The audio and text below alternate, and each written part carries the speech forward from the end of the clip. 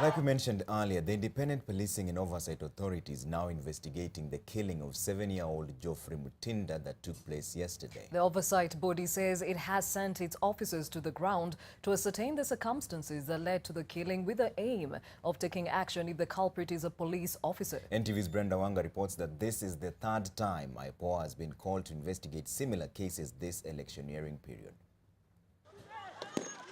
On the last day of the country's and the continent's longest electoral process, a period that has been characterized more by protests and violence from both the civilian population and the police, a mother was left mourning her 7-year-old boy in Nairobi. Her child, Geoffrey Mutinda, a victim of a fatal bullet shot, he died on the spot. Following that death, the Independent Policing and Oversight Authority has launched investigations and has promised appropriate action. In the last 4 months, the IPOA has had to investigate similar killings of youngsters who were caught up in the political heat generated by the presidential election. The first case and what has become the face of police brutality, 6-month-old Samantha Pendo. She was allegedly clobbered by police officers while she was sheltered from the fracas right inside her parents' house. Whoever beat my child atapatikana. They should not hide the crime. Because they know those people that they sent in Kisumu here and they were in Nyalenda here. They should come out clearly and tell us that who are they. After come out, there were 2,000. Let them investigate them and they'll get the guilty one. Months later, and that family is still waiting for that recommendation from IPOA to result into justice for their baby. Justice will prevail for my child.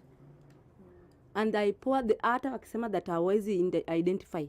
Wajue troop, wachukue troop wenyeletwa hapa. Nadhani wanapeleka wengine siya, wanapeleka everybody pahali popote. They know the troop wenyeletwa hapa Kisumu. And they get the person wenye alifanya hiyo kitu for Pendo. And they'll find that person. Wasiseme that they can't identify him. They will know. The same predicament is what the family of 10-year-old Stephanie Mora faces.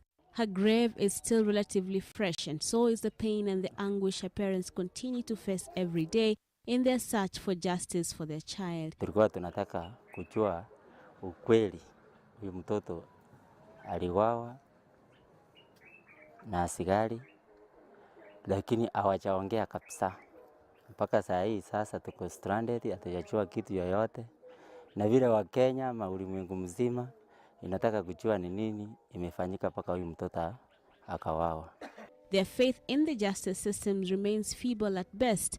The investigations by the IPOA and the subsequent recommendations to the Director of Public Prosecution has been their only saving grace, and it hasn't yielded no closure for these families yet.